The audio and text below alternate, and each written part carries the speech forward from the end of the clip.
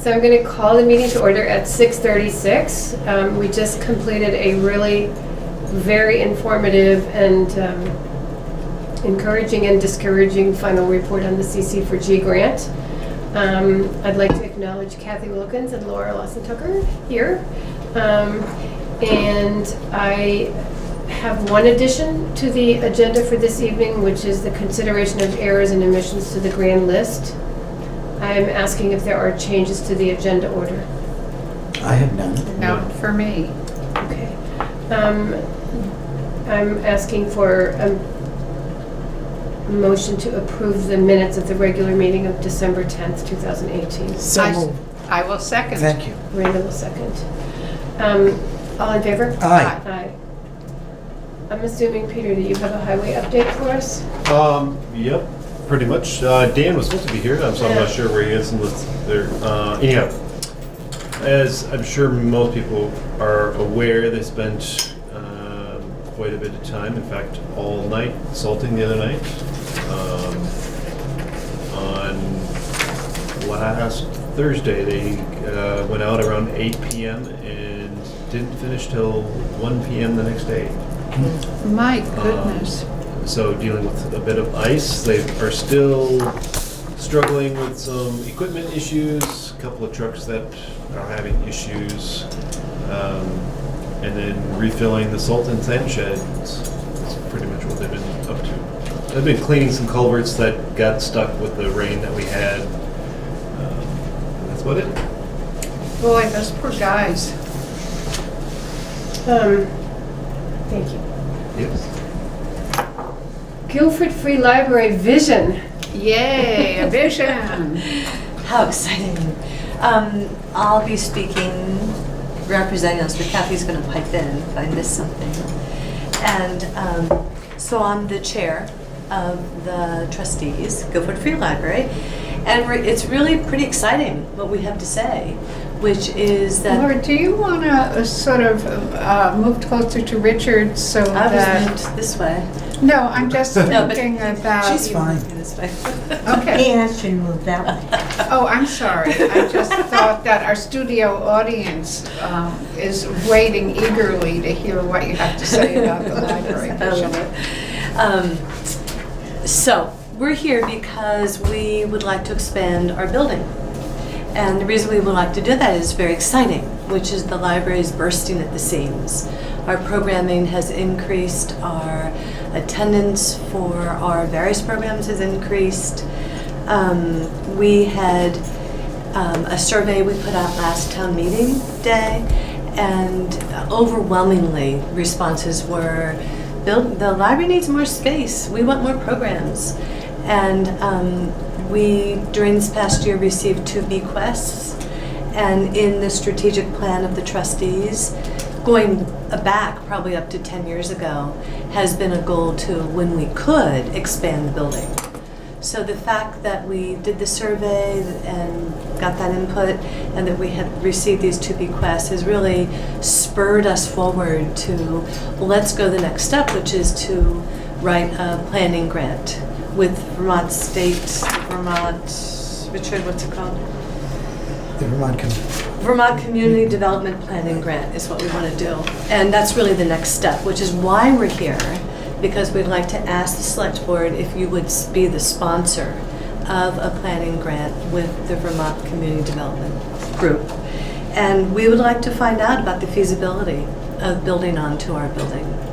And this study will reveal cost estimates and give us a conceptual plan. And Isaac, who is just here, I think that's the same Isaac, right? Yeah, that's correct. We'd love to find out if he could help write it with consultation from Richard, trustee, treasurer, and John Shaw, who's a trustee. We're really excited. We're really excited that townsfolk are really using the library, and we've become a resource for books, for information, for technology, for programs, and this program's of all ages. We have a really full, vibrant book group for adults that Leah, our assistant librarian, leads, and I think average attendance is 8 to 10 people. like consistently. So that's pretty cool. That's great. And it's been going on for a few years. And our story time is very popular, and our summer camps. And what we'd like the new space for is, of course, more space for meeting, but also we'd love to have a quiet space for study and research. It could also be a place where more and more people are doing online consultations, whether it's with doctors or that sort of thing. It would have a door. Yeah, so we'd actually have a room with a door so you could have privacy. But nothing like that exists. And there are people in town who don't have internet. There are people in town who don't have a computer. And so we provide a really important service in that way. We also really would like a place for the Vermont collection that we have. And this new space would provide that. The other thing is that the Select Board had their recent capital needs assessment, and definitely some building needs were identified in that capital needs assessment. Basically, as Kathy said today when we were talking about it, is we're squished. I thought that said it really well. And it's a good thing. It's a good thing that we are squished. It means that we're an active and vibrant part of the town. So that's all really good.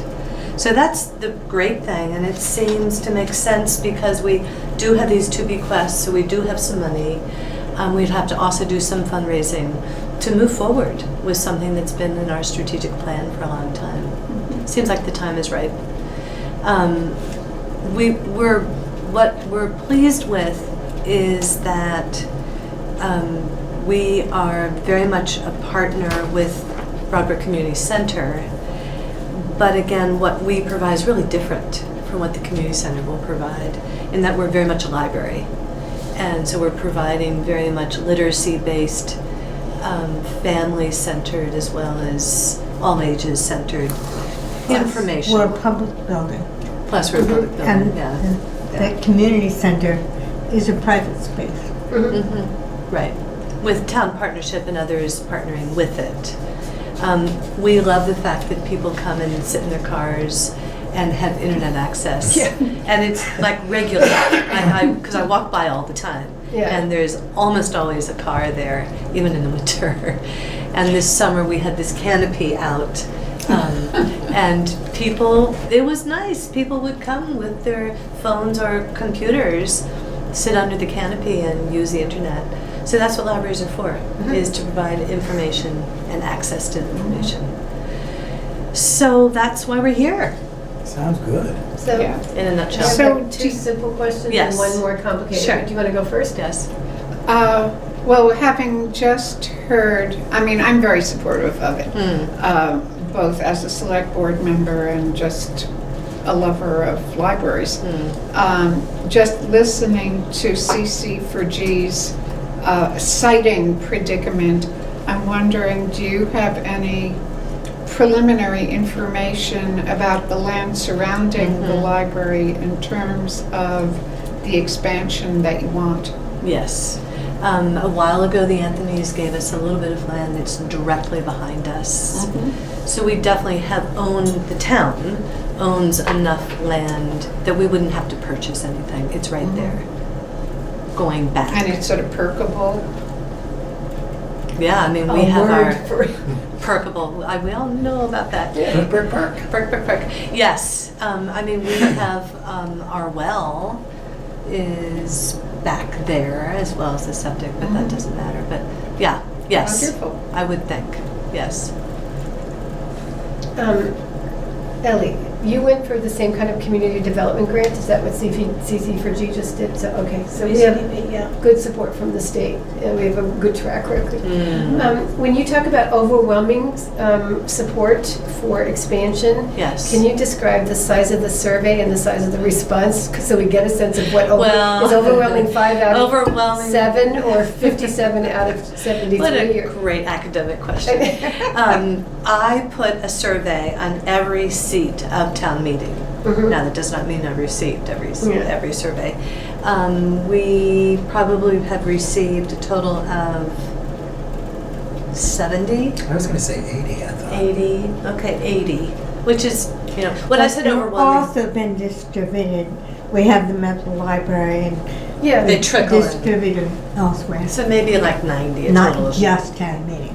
Right, but that was where it originated. Mhm. And when I said overwhelming, what I meant was of those people who filled it out, it was a repeated response of, you need more space and it'd be great to have more programming. But no, it wasn't like, 500 Yeah, I mean, surveys. if you, usually a 4% return rate is pretty remarkable, right? I don't know how Unless- many- Close to overwhelming. I know. Which is distressing, you know. So But so it was informal, to Yeah. say, in that way. So a couple of other questions. So you are part of the Guilford Village Center, which is coming up again for Village Center Yes, the designation. designation, yes. And that's very much a part involving the Planning Commission. Yes. And I'm assuming you are closely aligned with the Planning Commission on this? Well, I am with Michelle. She and I Mhm. talk all the time. Yeah, We should put that on the agenda. it should be. It's a good point So to we go on should the talk agenda. about partnership in the village, Mhm. because it will make the village designation center applications, Yes, that's good. reapplications stronger, and it will Mhm. make your community, the interconnectedness of the community and the community services Yeah. that much more visible. And I think if you are aligned with Yeah. the Historical Society and the Planning Commission and the Broadbrook Community Center and maybe CC4G. And the school. And the school, it's just like, Yeah, it's it's very good, yeah. That kind of partnership is going to go a Mhm. long way towards, or just like Yeah. working together. Yeah. Will go a long way to getting you support and funding. Good. Good working Yeah. relationships with Right. all. But I think, we got the town plan coming up again in Mhm. 2020, Mhm. by 2020. We've got the Village Designation Center coming up. So there are important things going on in this Mhm. cultural center of Guilford. Yes, yeah. That you're going to be very much a part of and supporting and encouraging and, Yeah, that's very good. and making more possible. So The commissioner pointed that out to us. The commissioner? Okay. But that's a very- but that's a very I do good think, point. I think that, the select board, we probably Mhm. need to take a vote to say whether we're going to support this or not, but I think it would be good to have the same support from the planning commission, Yes. so that you can say to community development grants, not Yes. just the select board, but the Yes. planning commission Yeah. support this. Yes. So, And so in addition to the vote, will you need a letter of support from, yes, yeah, it's pretty simple. It'll be the same process that Yeah. was for Yeah. CC4G. Will you be the applicant? Mhm. The Yes, the town. town Yeah, is the the town town is is the the applicant. Right, and Correct. so that has to be, that has to be. And the when case. is this grant application due? I don't know. The next, Do you know? I think it's, the next one, I think it's April. Yeah, they do biannually. It's in April and October when they're due. And it would be possible with the help of a consultant to get a proposal done by April. I think. Yeah. Mhm. Mhm. Ellie? I was just going to throw out there that if you would like to have some help, Yeah. Great. just because Because you she's know. done Just it been once. through it. Thank you. And Ellen, you have so much spare time. So, I would entertain a motion that the select board apply for a community development grant on behalf of the library for a feasibility study to expand the library. So, Is that what we're looking for? now, if I Richard is might- on the board of the library, would he need to Recuse himself. recuse you himself? would need to do so, and that would mean that you do not We have don't a have a quorum vote tonight. So I would recuse myself. Yeah. So you don't have quorum, so. So we can't you vote tonight, we'd have to do it You in have the to next table it, meeting. you table it for the next meeting. Yeah, okay. And so we can put that on the So I will, agenda. yep, I will put that on there Great. for the next meeting. Great. Thank you. Great, congratulations. Thank you for your support. Yeah. Now comes the work. Yes, right. No, but thank you for your support. I appreciate that. Well, we've been Thank you waiting for A this. splendid presentation. Yeah. Madam Chair? Sir. This is BCTV cameraman Ian Keel, who's not supposed to talk at these meetings, but may I ask Please you go this? ahead, yeah. I was just curious if Guilford, the folks involved with the Guilford Library might want to contact their friends up in Putney, because I believe Putney did a successful they actually made a new building. Yes, they made it. But they may have experience locally of the process they Yeah, went that's through. good, that's good. Thank you. Is that with Chuck Greenberg? It was Yeah. And they have a beautiful Yeah, it's a library. lot of goodness. So did they use the same architect that you Yeah, folks for this- used for your? For the town office renovations, yeah. Okay, Thank you, Ian. sure. Thank you for letting me speak. So the next item on the agenda is drafting select board minutes. And I don't know whether you sent these to I Peter. sent that. Yep. And I read through them. It was Oh, just sorry, Richard. my search for something that was formulaic and standardized. And Good night. this is actually based on Robert's rules. Yeah. Yeah, I saw. There, so, Or Just to have as a- Jurassic Parliament. I know, I just, every time I read that, I was like, Jurassic what? I thought there were some good points in here. But I think the question for us is, first, what is it that we want our minutes to do? And, If may, I step in a moment. I think Please. before you do that, I think first we should look at what state statute says that are required in the minutes, and then after that is what the state gives permission over to the governing body.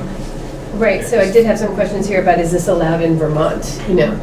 So, And also the background of our conversation was, what are we including as addenda to the minutes? That was what Gabby had introduced. Gabby wanted things added to the minutes, right, I know. So I was gonna get to those things, but perhaps you want to start with, what does the state require? So this, for meeting minutes of governing body, the state requirements are very minimal, and it is Right.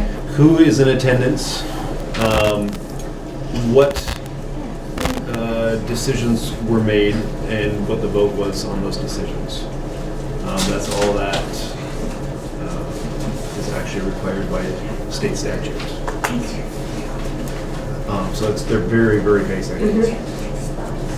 But, so I will say that I have gone back to minutes to try to learn something or remember how we acted or think about what the discussion was, did it focus on this or this? And I have found them to be, in general, not always frustratingly vague. And so then I return, you know, if we've had it, since we've had VCTV, I'll go and look on VCTV and see if I can find it, and that is cumbersome. And I think it's, so I would propose that we continue summarizing discussions, the purpose of a discussion and what the results of the discussion were. If we're talking about minutes before we talk about addenda to minutes. And that we don't need to have a transcript. It doesn't need to be she said, he said. No. But it should be enough to give us a sense of the will of the board, and the intent and the conclusions of the discussion. And that if we want to include documents or refer to them, we can do so by providing links online or by attaching them to the minutes. But I feel like every document we bring up in the meeting does not need to be attached. So it could say something like, see the attached, see the supplement attached to this, to the minutes of this meeting. If you wanted Yeah. if we wanted to refer to an addendum. But I think we would agree during the meeting that this piece of, this material should be attached as an addendum to the minutes. Right, or not. Yeah, so, And I did go back and looked at not every single meeting, but I went back and looked for how it had been done previously with other iterations of this board. And overall, the precedent in Guilford doesn't mean it can't or shouldn't change, but the precedent has been that any addenda that are part of the minutes were specifically noted by the select board as being important to include with that for the purposes of posterity. And so it wasn't that it was just wholesale, yeah. anything was included, but it was very specific decisions that were clearly made on the part of the select board to include those items. I think that Sheila's point about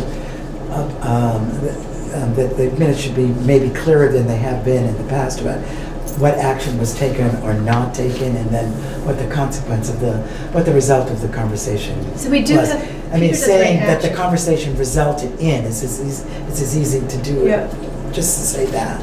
I mean, I Peter do does reflect action. action, Yeah, but- which is part of the state requirements. So it also says, if the body wants to give reasons for its actions, use a resolution with whereas clauses, and that seemed tedious. Yes, I No. Not required. felt I mean- that that was. So we're not going to get into the whereases. I thought that was unnecessarily fussy.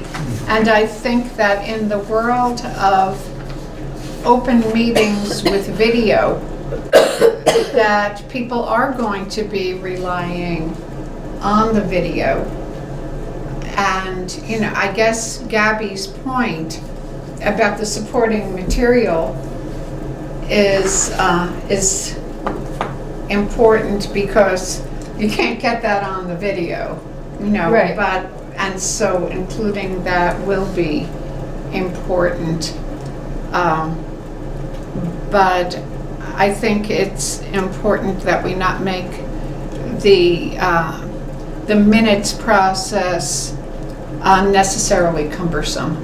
But I wonder if we should have a what is it called? A template? A founding document that instructs us that we're basing our taking the minutes on, so that this could be edited to the way that we wanted it to be. And then we always have it on file as, this is the way we're taking minutes, this is the core document that we follow. I think that's a good idea. Well, do It you gives want us to a create standard. that? I can with input. I mean, you've done it? Good. No, I've gone through this a lot. I'd be happy to work on Great. it with you. Good. To your point about the video recordings, I like the recommendation that there be timestamps, and when you post the recording, you post the start time of the discussion. BCTV does, so that it's easy enough to put that into the minutes. Sure, I can add that in. It's not a, I mean, they put it up on Right. their YouTube links, and And- each section begins. Right. I'm sorry, I didn't mean to interrupt. Nope, it's okay. So it's easy enough to transfer, you know, from what they record directly and add it to the minutes. And so, you know, if someone wants to look back at that, it's easier to find. I mean, I also find that this is a personal preference, but I find that their outline of the time frame on the video is quite easy to Yes. use. I do too. I use it, frankly, every other week when we have a meeting, to go back to Sure. refer to points that select board members specifically requested to be included. And frankly, the people who have talked to me about watching the meetings have praised BCTV's table of contents Yes. for the meeting, and I feel as if that does take pressure off the written minutes. I mean, not that we want to be casual, but that we do have this this witness, you know, that people can go to. So can I suggest that you and I edit this document? Yeah, I'm going to make one more point and then we'll Okay. do that. One second, Ellie. The other thing that I wanted to say is that I think it is, the way the Recreation Commission comes and gives a report, or the Planning Commission, they write it out, we talk about it, you know. I think that instead of you having to type down notes of what people are saying, that they submit their comments to you in writing, and that we can then put those into the record. Would be, as it's suggested here, if a body wishes to include reports of committees or other bodies in its minutes, the committee should be requested to provide the summary. And that way you're listening as opposed to trying to catch the salient points. And I think that would be Well, we can just do very that helpful. We've got, the upcoming year. yeah, so, I mean, I think that, so doing that and asking people to have visuals that we can project so that they can be seen on BCTV would be, I think, a really great thing to do. As this is the last meeting of this year, I think it's a great way to start Start the the new new year. PowerPoint. And Madam Chair? 1 minute, Ellie. Okay. I was just going to say, I don't know how long the videos are available to watch. Yeah. If there's, a Indefinitely. year's worth or whatever. But also to think about is the minutes, the written minutes Yep. are actually, The official. they are official and are permanent, Yes. that get recorded. So Yeah. there's things that you're gonna need to have that are written and not on video. It is, that's what they say here, and I agree, totally. We have to be careful, but we can refer to the video recording and refer to other documents that don't necessarily have to be attachments, which, they can Yeah. be located elsewhere. I just hate to like see video for. Yeah, no, not good. Yeah. Ian Keel, BCTV, Brattleboro, you may. I'll just a couple points on the technical side. First of all, it's Executive Director Court Trowbridge who got us field producers to start doing the time stamping. That was initiative from her, and it's, as you say, it's worked out very well. And just to reiterate Ellie's point is the ephemerality of video. All these files probably exist on hard drives at BCTV. They exist on Google's hard drives. No one knows. Exactly. You know, Google's a private corporation. Yep. Computer security. No one knows if these digital files will last. Right. And the one thing I would also say technically, don't feel that you have to force people to use projectors or PowerPoint. We can do low-tech stuff if they just have a clear sheet of paper. As you know, we can hold it up, we can zoom in. So I don't want you to Yeah. make anyone feel uncomfortable that they have to. No, I'm just saying that we now have the facility, Oh, okay. and I think we should use it so that everybody can see what we're looking at. Sure. And But then it could also just be a piece of paper, but, yeah. We can always, if you want, we can always zoom in on a Yeah. piece of paper so that audiences at home and I can know see. you do. And the other thing is just, as you know, Court Trowbridge, our executive director, and some members of the board have been going around talking about concerns about funding for BCTV in the future. And I think what's going to come out of that, regardless what happens, is probably a more tighter relationship with BCTV and the municipalities it serves. And I'm honestly wondering with like the new machine software, if it might make sense to look into actually just having software try and create a transcription of these videos that are shot that could then exist on physical paper, for whatever future when those digital files, fade away. So I just think there's some A lot to possibilities. contemplate. Thank you. So I think our action, Peter, is that Richard and I will get together before he leaves.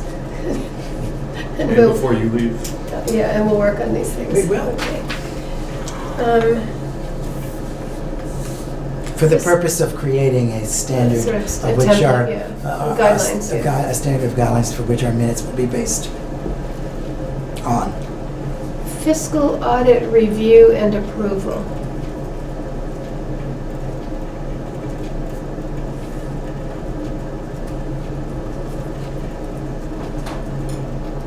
are you waiting for me? Mm-hmm. So, It's okay, I knew you were typing. I was, thank you for understanding. It's difficult to do both at the same time sometimes. As you all well know, I previously, as in about 2 months ago, shared the draft financial documents for our fiscal audit for the year.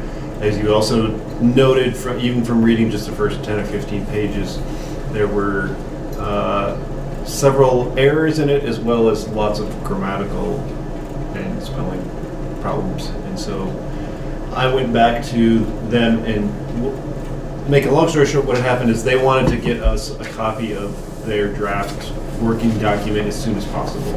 And in so doing, it was before it had been Copy edited. That's correct. Thank you, sir.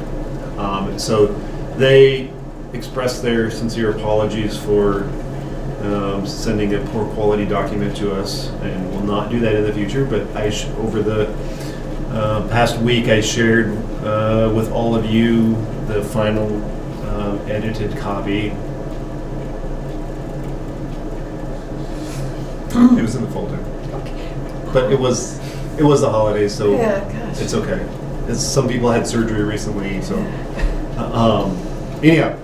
So as I shared with Sheila in our meeting before the holiday, I read it word for word, and they fixed all of the errors that we had previously noted. And so with that, they They gave us a good letter. Yes, so they need. Did you read it? I read the letter. So they need the select board to either approve or disapprove of their draft document, and if you so approve, it would be easiest if you also had a motion to approve your chair to sign on your behalf, because they only provide a space for one signature. So you can also approve me to sign it, which was done the first year I was in this role.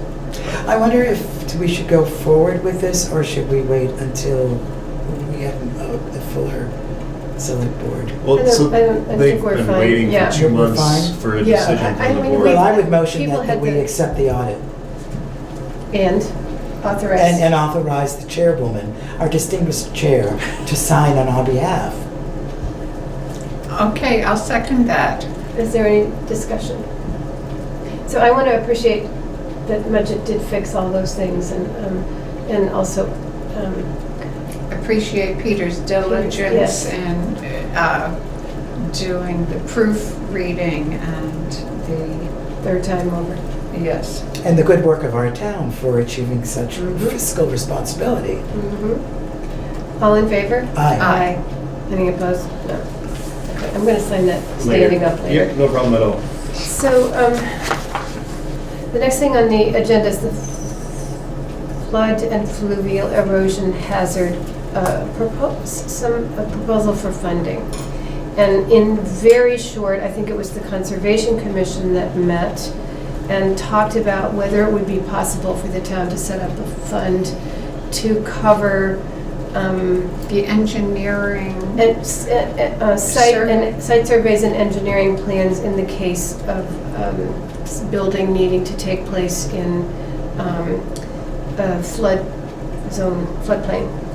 And Peter and I spoke at length about this, and Peter did a great deal of research on this.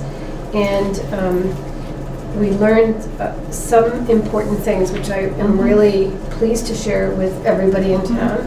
One is that should a survey be required as a result of the permitting process, the cost of this would be covered by the Department of Environmental Conservation. So if you're in the flood zone and you need a survey because of the permitting process, and the permitting process itself is kind of a rare occurrence, that you would, a property owner would not have to pay for that. An engineering plan, on the other hand, is something that would likely be part of any design construction plans and is not therefore an untoward expense in the case of building a new building or reconstructing a building. So it's not an extraordinary expense on the part of the homeowner, but Peter learned that depending on which watershed area a potential project that potentially required permitting is located in, that there might be funding available also for engineering plans. So those two things mean that potential costs to homeowners in floodplain and watershed areas are minimal to nothing, or part of the customary process. We learned that no town in Vermont has created such a fund or is contemplating creating such a fund, and that the challenges would include equity, like which homeowners qualify, which don't, how do we establish it, how do we fund it, how do we manage such a fund. So those challenges, I think, are complex and daunting. Well, and also we don't need a fund because of what we found you just out, previously told us. But I think people need to understand that even if we were to say, I don't know, set aside $5,000, that just figuring out how to administer that fund could in itself instigate expensive legal costs for the town and just like not be fair to X or Y. So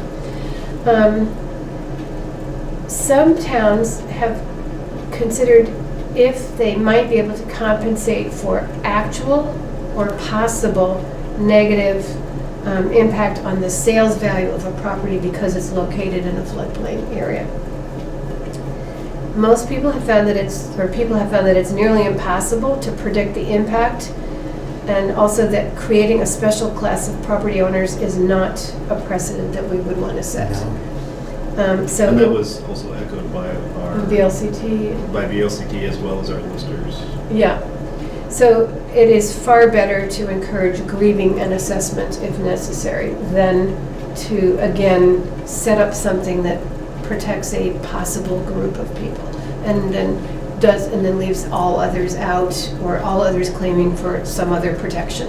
So again, And avoiding the liability Yeah. that someone would sue the town because they weren't included or something like that, right? so I shared this information with the Select Board, with the Conservation Commission, with Michelle, the head of the Planning Commission, and the floodplain administrator. And people who originally raised the subject seemed comfortable with these findings, and I wanted to also share them with the town. Thank you. So, And I wanted to speak to that because I think it's really important that we share the good news that has resulted from this inquiry.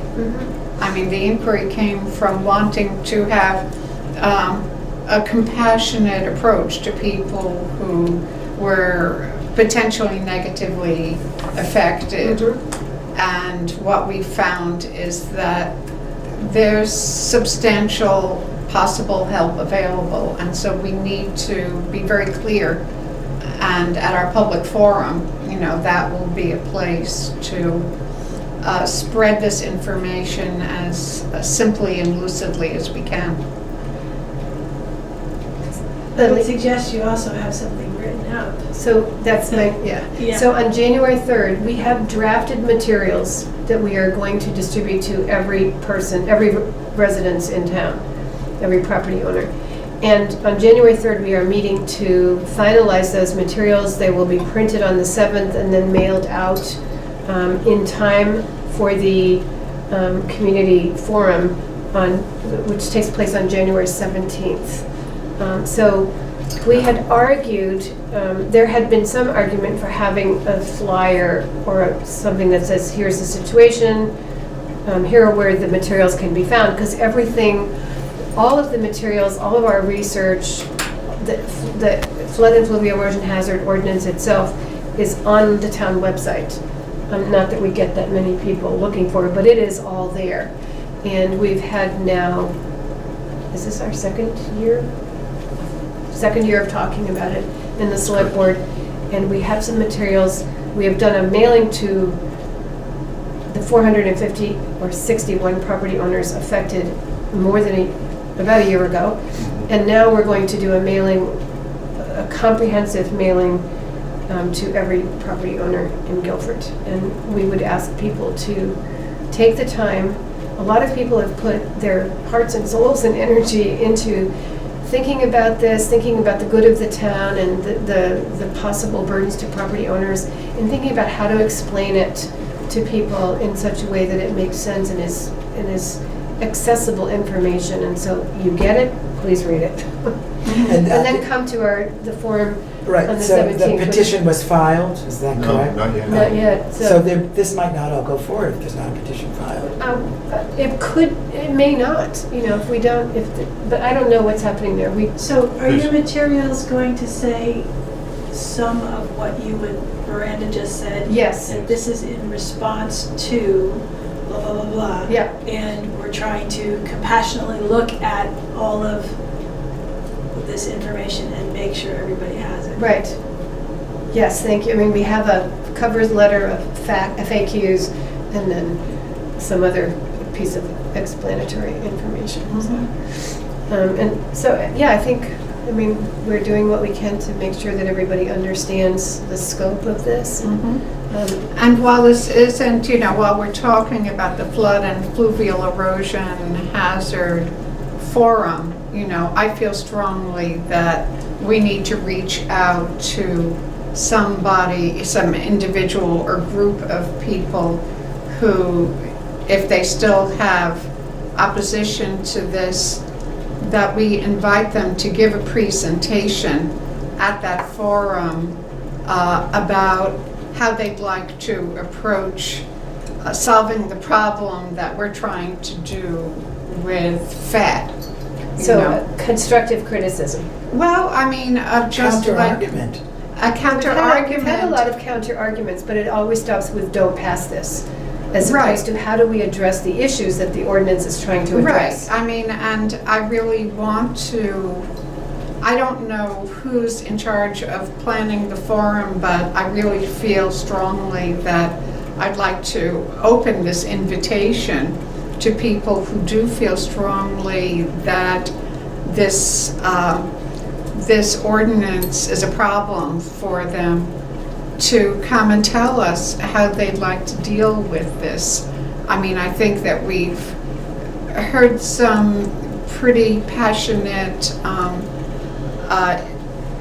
expression of what people find wrong with it, but we haven't had a chance to hear about how people want to do it differently. And I'd really like to reach out to people, and I don't know whose job it would be to solicit that, but I would be happy to help. Thank you. We have the Planning Commission, the Select Board, and the Conservation Commission organizing this. On The January 17th, with the Conservation Commission kind of taking the lead as they Okay. have been. But, So it sounds like it's kind of a turn the corner kind of conversation, and, you know, you've had all that expression of what the issue is, but then how do you give the space for the creative problem solving? Well, I mean, I think that it's being respectful to the people who have these concerns to have them come forward and distill their thoughts for us. so there is no action at this point. We meet on January 3rd. The filing is between, anytime, right? Anytime, Yeah. the deadline to file is 2 weeks from today. For town meeting, but The deadline to file what? No, this no, is for petition. the petition, it's 44 days after it was passed. Thank you for the question, Ellie. So it's 44 days after the 26th. The ordinance is passed. That's correct, Right. which puts it at the 9th of January. Mhm. Right, and we made that clear at the previous meeting. Yeah. Okay. Actually, you made that clear at the previous 2 meetings. Right. Yes. Okay, so our next thing is to get together on the third veranda. I think you're not there of that. Well, I think the meeting is at what time? you're 5, and you're It's doing 5. something. I'm at the food pantry, Mm. but I'll be out, I could be out at 6. Hopefully we'll see. Well, You'll stop you know by and what, say Let's we'll take that talk. up after Yeah. our meeting. Yeah. So the Please. next thing on the agenda is I had asked Peter that just if we could review the articles that the select board is including on the town meeting warrant. And then we're gonna do the errors and omissions. Yes, the errors and after that. omissions will do that. Aside from the standard ones that are on there, the big one that has been discussed, or one of the big ones that has been discussed, which you all are aware of, is whether or not the town should pay for the mowing of the playscape. Because it was voted by town residents that in brief, the creation of the playscape to happen, that the town would not incur any expenses for the creation and maintenance of that. And so the select board earlier this year decided that it is in the best interest of the town that residents get to make the decision as to whether or not the town spends the money to maintain that space instead of the select board. We think the residents are obligated to make that decision, not the select board. Sure. We don't have the authority because we've been instructed by the town that we cannot Yeah. incur any expenses. So we need to ask them we need to Mhm. bring that. So that's the only, to- We sort talked of, about something else, didn't we? That was the primary one. well, there was the one that we are not going to, about the BBCC, which we understand We're we Correct. interested have to in- do that. Highlight Yes. that in the pre-town Yeah. meeting and the, Yeah, so that was one that was determined that was not necessary. And those were the two main ones that have been discussed, Okay. aside from the standard ones that will be included. Good. And I mean, I think one thing to point out is over the past year, because of the changes, that the library is no longer going to be viewed as a separate article on the warrant. It's going to be considered part of the general town warrant, because it is a municipal library, and so it should be considered part of the general budget. Yeah. So those are the three main items that I was able to find going back over the past, say, 6 months in the discussions that we've had, or a little bit longer, actually. So Great. Keep it simple. Yes. We have an issue that came up, the errors and omissions on Yes. the grand list, which needs to be resolved before our next meeting on January 14th. And this was brought to our attention by our assessor clerk, Lisa, who advised us that Peter Thorell's solar farm at Kirchheimer Drive has not been on our grand list because, although it has been in operation for over a year, he did not submit the PV system inventory form that enables Lisa to do the calculations for valuation.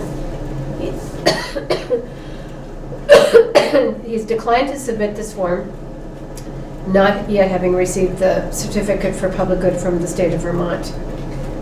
Speaking with her DA, her district manager, it's somebody at the state. Assessor? district The assessor. district, yeah. I don't know, I was making that up. Yeah, me No, too. I think it actually is true.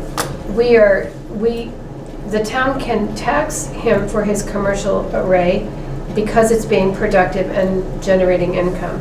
So this change so doing so has to go through errors and omissions and be approved by the select board before December 30th.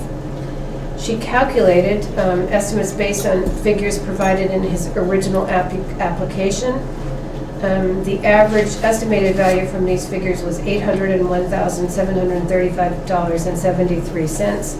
She put in the value at 70% of that, resulting in a grand list value of $561,220.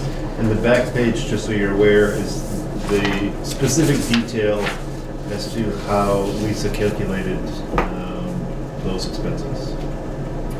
So, How much would the tax come out to be approximately?